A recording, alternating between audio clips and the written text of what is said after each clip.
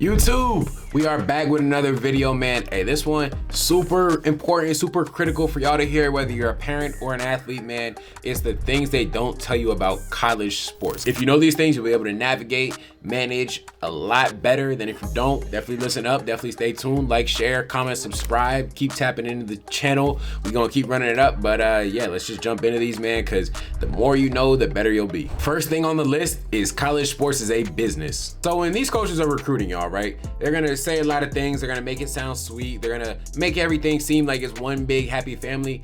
When y'all get to school, understand that it is entirely business from there on out. There is so much money on the line that coaches don't really have the time to be putting up with a lot of bullshit from the players, right? Like, y'all gotta think, coaching is their livelihood. That's how they make money. That's how they put food on the table for their families. If you don't recognize that and you think it's always kumbaya, you're messing up, you're f***ing up, that coach will cut you off quick. Like, he will cut bait from you as fast as possible, because you messing up directly affects his family eating. And I promise you 10 out of 10 times, the coaches are gonna choose their family over you. Like, if I'm not helping the team win, if I'm not contributing in a positive manner, hey man, it could get real bad for you real quick. The next thing they don't tell you is don't really expect to have the same social life that regular students have. I don't know if y'all have ever seen like your school's social life, party life on like Instagram, TikTok, YouTube, but that life that you see is not the one you're living. 90% of the time, you are going to be in practice, you're gonna be at workouts, meetings, study hall, training table. There's just a lot of places you're gonna be that are gonna conflict with you being at, these social events. Not to mention that 10% of the time you're not doing something, you're gonna be too tired from all the shit you were doing to even partake in anything, right? Like, you're not gonna wanna be up and about, you're gonna wanna be in bed. And also, I'm not saying that there's no opportunity ever to go out to socialize. There's gonna be a ton of that, but for the most part, just locking on your sport, the times you are free, manage your time well so you have that, and then spend it how you like. Obviously don't wild out, but for the most part, you're not gonna be living that life, but you will have your opportunities. The next thing they don't tell you about college sports is there is really no such thing as off days. So you might look at the schedule, right, and it's gonna say, oh, you don't have practice or whatever that day. Just know there's like a 99% chance that your coach will put some type of meeting, some type of workout, some type of training table check in there just to keep tabs on you, right? Like, the big thing about college sports is they do not want to give you free time at all. It's kind of one of those things where people in the past have ruined it. Guys get free time, go off, do whatever, mess up, get in trouble. Coaches, they're not really trying to go for that. So they will try and structure every part of your day. Even the days when it seems like they really can't structure it, they're going to make it so, yeah, you're going to be somewhere where they can account for you. It's going to annoy you. It's going to blow you. Hey, just understand it is what it is, right? Just don't be surprised when it happens. Next up is voluntary equals mandatory. So whenever there's something that's voluntary, right, you got to understand that coaches, even though you not showing up may not directly like cause you to bump down the depth chart, just know that in the coach's mind, their perception of you is 1000% changing. Like, you're going from someone who maybe you were a hard worker or something like that. If you don't show up, now they're like, all right, this guy's not really that hard of a worker. And once coaches get that idea of you in their head, it's hard to shake that, right? Like, that's gonna kind of stick for the rest of your career. But the other thing that not showing up to voluntary activities does is it puts you in a position where now your teammates are doing extra stuff, getting better. You're still down here. They keep getting better. You're not getting better. And really, if you're not getting better, you're getting worse. By you not showing up, not only are you putting the perception in your coach's head that, you're lazy, but you're also just not developing your skills like your teammates are.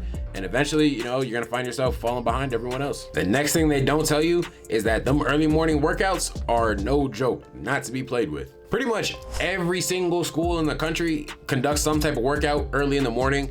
Just understand that those workouts are a pain in the ass to get to. And if you spent the whole night before kind of, f***ing off, it's gonna be difficult to wake up. You're not gonna have a lot of energy. You run the risk of potentially missing the workout, sleeping in, being late to it, because you don't have, a good routine. So the night before, develop a routine that allows you to get enough rest to wake up, be able to excel at the workouts, not just show up, right? You want to excel. But then also understand that it's not high school, right? You don't have your parents living with you, holding your hand. You gotta kind of be accountable for yourself here. So whether it's setting a bunch of alarms, making sure your roommates knock on your door to wake you up, just have something in place to make sure you show up. The sixth thing they don't tell you about college sports is that your friends will 100% come and go. So the beginning of my career was actually before the start of the transfer portal, but guys were still transferring in and out all the time. So just know that in this transfer portal era, your teammates, your friends, there's a good chance they're coming and going every single year. I'm not saying don't create bonds, don't make friendships. I still got friendships that made it back in my freshman year of college, still carry them over to this day. Was actually with some of those guys this past weekend. But understand that you can't allow someone else making a decision that's best for them, making a business decision. You can't allow that to really affect you and cause you to overreact, right? So maybe the school that you and your friend are at, it's a great fit for you, not the greatest for them. Just because they transfer out doesn't mean, you know, you gotta overreact and transfer out too. Just understand that, hey, it's a business for everyone across the board. Some things are gonna be better for some people than others. If the school you're at is working for you, hey, stay there. You know, you'll develop new friends. You'll be able to stay in contact with them in this day and age. But yeah, no, just, you know, it's part of the game. And on a similar note, the next thing they don't tell you is that coaches will come and go. So I'm gonna keep it a buck. The phrase "don't commit to a coach" has been a phrase for decades probably, but I mean, in this day and age too, you gotta understand that coaches, they're trying to move up the ladder. I know I talked about it before and how like everything's a business and how coaches are trying to put food on the table for their families. If you're not at like one of the biggest schools, like Bama, Michigan, Georgia, Ohio State, even coaches at those schools, right? If you're an OC at Michigan, you're trying to become a head coach somewhere. So there's gonna be a point in time where in your career, you have a coach, he decides to move on, take an opportunity that's better for him, and you have to then kind of weigh things out. Like, is me staying at this school the best? Is trying to follow him the best? Because I mean, at the end of the day, you could be a guy at, let's say, an FCS school, and then your coach gets hired by, you know, a Big Ten school. There's a chance that now he has just a bigger pool of players to pick from to try and recruit. You might not be in that pool of players. So just jumping the gun, transferring out just because your coach leaves isn't always the best. Sometimes the new coaching staff ends up being better for you than you thought it would be. So just give it a chance, right? Don't think that, oh, I'm only going to college to play for this one coach. Everything else doesn't matter. Like, that's why make sure you enjoy the school, making sure you enjoy the team culture, the facilities. That's all important too, because the coaches, they're very fluid, things change like that. So you gotta understand that don't go to college for a coach, go for everything else. Obviously, you want to commit to a coach that you're comfortable with, but understand that if he were to leave, you got to make sure everything else that's in place works for you. The next thing they don't tell you about college sports is that you will not be able to take any major you want. So I know a lot of schools tout their academics when they're recruiting you and all that.